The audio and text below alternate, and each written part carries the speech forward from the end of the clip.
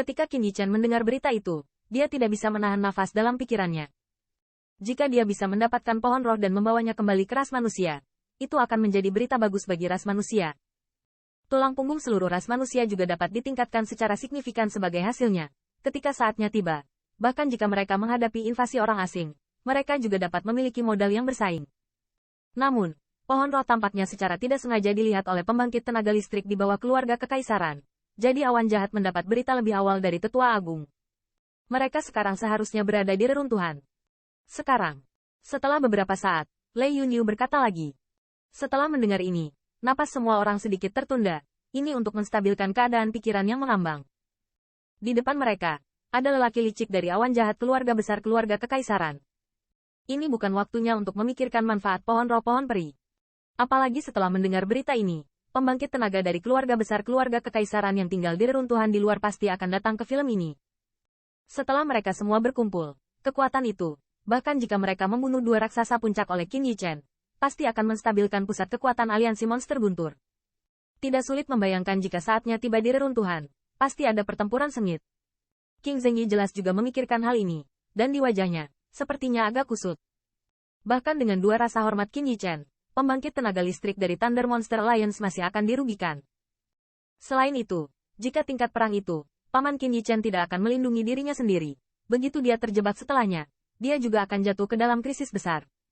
Sejujurnya, King Zengyi benar-benar tidak ingin Qin Yichen masuk ke sana.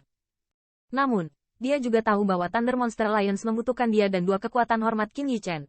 Dan, dengan temperamen Qin Yichen, dia pasti tidak akan mundur saat ini. King Senior, yakinlah, tempat reruntuhan itu pasti tidak sederhana. Bahkan awan jahat, mereka harus peduli pada diri sendiri, dan ada penatua roh guntur.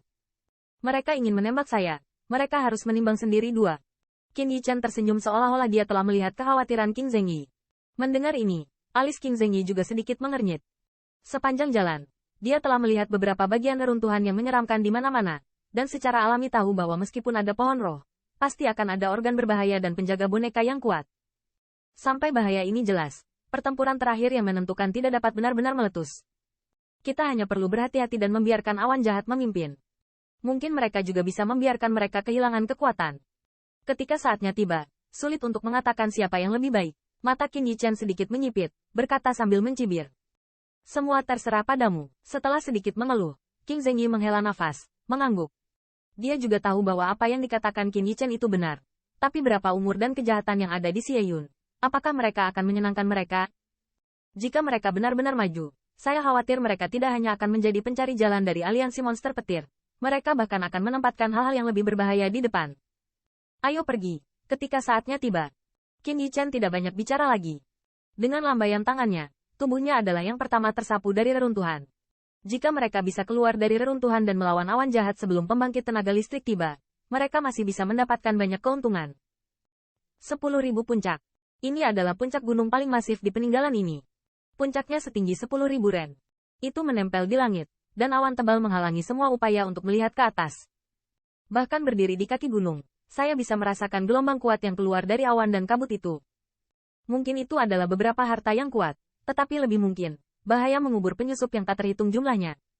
Namun, meski Anda memperhatikan fluktuasi yang membuat raksasa puncak ketakutan, namun di kaki gunung, masih banyak siluet. Dan, dari sekeliling, ada jalur siluet dari waktu ke waktu. Dan jelas, tujuan mereka adalah gunung yang sangat besar ini.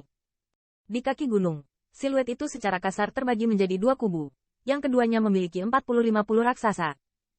Di sisi kiri gunung, ada pembangkit tenaga listrik aliansi iblis guntur kering yang dipimpin oleh tetua agung iblis guntur dan Lei Lingfeng. Di antara mereka, raksasa puncak memiliki 6-7 penghormatan. Di sisi lain, seorang lelaki tua berambut pucat berdiri dengan tenang di kaki gunung, bahkan tanpa melihat langsung ke pembangkit tenaga listrik di seberangnya. Nafas lelaki tua ini menyatu, tetapi di permukaan tubuhnya, ada semacam roh jahat berwarna abu-abu yang tertinggal. Bahkan angin yang bertiup dari puncak gunung secara aneh tertelan dan menyentuh tubuhnya, menghilang tanpa jejak. Orang tua ini adalah raksasa puncak dari keluarga kerajaan jahat besar, awan jahat. Pada saat ini, pandangannya sedang melihat ke gunung di depan, dan sepasang mata itu tampak menembus awan dan melihat melalui pemandangan, dan di wajahnya, ada senyuman dengan dada telanjang. Dia bertekad untuk mendapatkan harta karun di reruntuhan ini. Meskipun itu adalah aliansi monster guntur, yang memusingkan bahkan untuk keluarga kekaisaran besar. Di matanya, tampaknya tidak mampu menahan satu pukulan pun. Ini adalah kebanggaan menjadi raksasa puncak ras tingkat sovereign. Bahkan roh guntur dari keluarga monster guntur, menurut pendapatnya, tidak berbeda. Namun, saat ini, Xie Yun dan Lei Lingfeng tampaknya telah mencapai kesepakatan. Secara umum, tidak ada dari mereka yang gelisah, dan tidak ada yang pertama memasuki reruntuhan. Mereka hanya berdiri diam di sisi kaki dua dan sepertinya sedang menunggu sesuatu. Dengan penantian seperti itu, suasana antara langit dan bumi menjadi sangat tegang. Karena semua orang tahu bahwa kedua tim ini tidak akan saling mentolerir untuk mendapatkan harta karun di reruntuhan ini. Ketika mereka jatuh, di antara mereka pasti akan terjadi pertempuran antara hidup dan mati pecah. Siu. Hai. Pada saat tertentu, antara langit dan bumi tiba-tiba terdengar suara angin kencang. Segera, kedua sosok itu melesat dari kejauhan seperti kilat, dan tersapu ke arah awan jahat. Sudah menetap. Mendengar suara angin yang berhembus, mulut Xie Yun juga menimbulkan senyum tipis.